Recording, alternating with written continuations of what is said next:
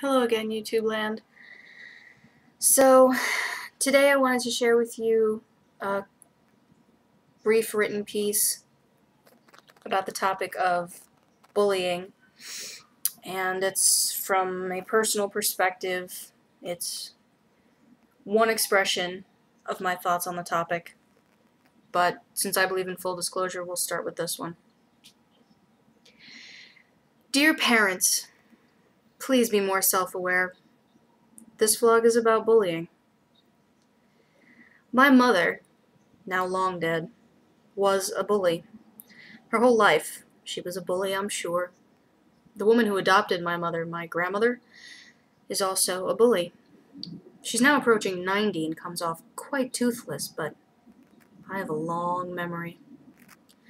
When I was young, about 8 I think, I was told many things I never wanted to know about my mother's sexual past.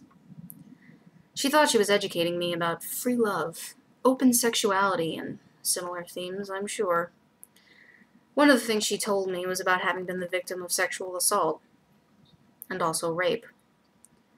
I was later told these events happened long before my sister and I were born. It's relevant because the assault happened while she was a teen, away at camp.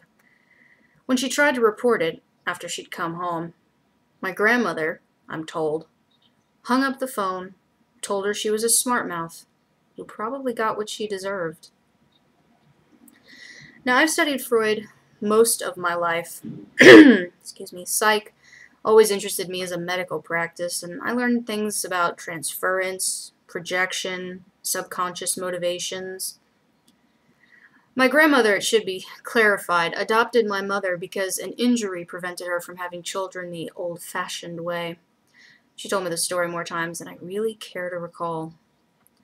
My grandmother was abusive to my mother because she hated life for denying her the ability to bear children. My mother was abusive because she'd always been treated with no compassion and was a victim of others many times over as a result of the abuse she suffered. I was abused verbally and emotionally because I was the only thing in life my mother ever had significant sole control over. It helped her feel less powerless to run my existence. You know, my little sister often bemoans not being able to grow up with me because our mother had actually had her adopted by a family member who was also unable to have kids. Tell you, speak of the demon, as I was writing, my grandmother called. I've told my sister many times how lucky she is to have not been there for what I suffered. I was bullied by my mother more than anyone else I've ever known. In school, I made fun of bullies, because really, none of them were as ruthless or vicious as my own mother was to me every day. The rush of being so quick-witted and malicious to those who sought to harm me, man, it was like a drug. I enjoyed turning the tables on them, and I was rapidly becoming a bully myself. Now, I've never sought out fights or physical altercations, but I very easily could have. I was lucky enough that I was always more interested in figuring people out than trying to control them. Now, I know I'm capable of the things my mother did to me, but I work hard to be the opposite whenever possible. So what's my point after all this personal disclosure? If you're a parent or you work with kids, please be incredibly careful you don't pass the injuries you suffered onto them. All they did was show up. They weren't asking to be born. They haven't harmed you. They're clean slates. It's said that children are a reflection or a mirror of their parents. Don't tarnish them with the rust on your own soul.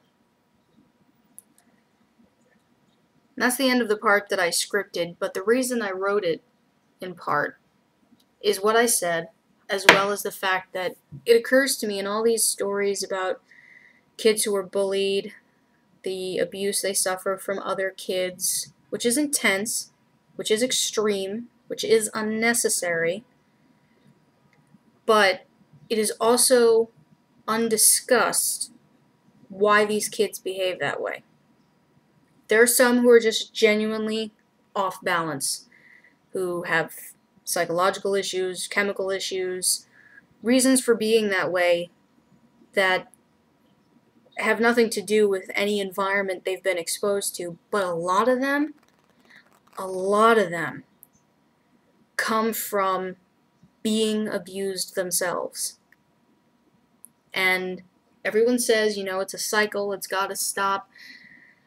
But most of the media, from what I've seen, doesn't account for the influence of the parents.